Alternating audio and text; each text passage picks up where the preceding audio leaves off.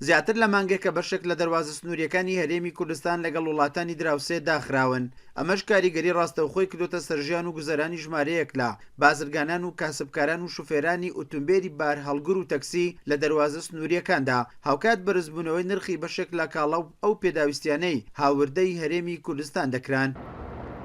ئەوانەی کە نزیکن لە دەواازە سنووریەکان تێکەڵاوی ڕاستەوخۆی کۆمەڵایەتیان هەیە لەگەڵ خەڵکانی ئەو دیوەوە، یعنی ئەوە کاریگەریی دەرونی دروست کردووە لە ڕووی بێکاریشەوە بێکارێکی زۆر ڕووی لەو ناوچانە کردێ کە نزیکن لە دەواازە سنووریەکانەوە، چونکە ژیان و معیشەتی ئەوان زیاتر لەسەر هاوردە و ناردنی ئەو بازرگانیە بووە کە لە هەرێمی کوردستان بەرەو ڕووی ئێران و تورکیا و ناوچەکانی ترەوە هەبووە.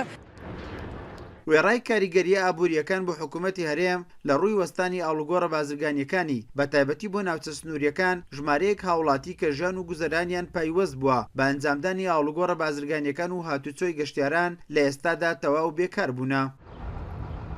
ئەو فرۆژگانێکە لەسەر ئەم ڕێگای هەمڵتۆنە نامووی کاریگەریە لەبەرەوەی بەشێک لەو پێداویستیانێکە لەم فرۆژگایانە ئەفرۆژرا و ئاڵوگۆڕ پێکرا لەم سنوورەوە داخلە بوو ئەمە وای کردووە کە ئێستا لە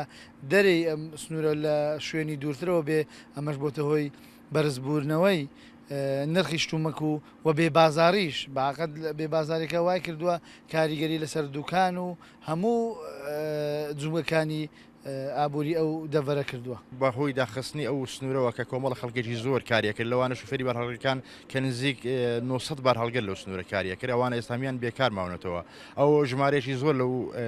لەو شوفێرانێکی کاری گواستنەوەی گەشتیاریانیان نەکرێن هاوڵاتیانیان نەکرد ئەوانیش بێکار ماونەتەوە و کاریگەریی زۆریش لەسەر نرخی بازاردانەوە بەتایبەتی لەسەر شتومەکی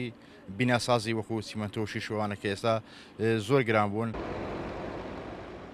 هەرێمی کوردستان لەگەڵ هەردوو وڵاتی دراوسێ ئێران و تورکیا 4 دەواازەی سنووری ڕسمی و 3 دەواازەی سنووری ناڕسمی و هاوکات ژمارەیەک سنووری کۆڵبەریش هەن کە ڕۆژانە بە قەبارەیەکی زۆر ئاڵوگۆڕە بازرگانیەکان لێەوە ئەنجام دەدرا، بەڵام ئێستا تەنها 2 دەواازەی سنووری کراونەتەوە، ئەوانی تر هەمویان بەڕووی هەرێمی کوردستان داخراون. ئەمەش کاریگەری زۆری کردوتە سەر حکوومەت و بەرزبوونەوەی نرخی کاڵا و پێداویستەکان لە بازاڕەکاندا.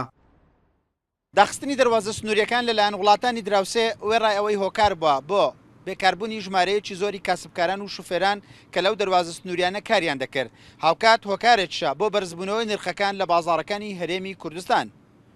ئوسمان کورسات نیوز باڵەکایەتی.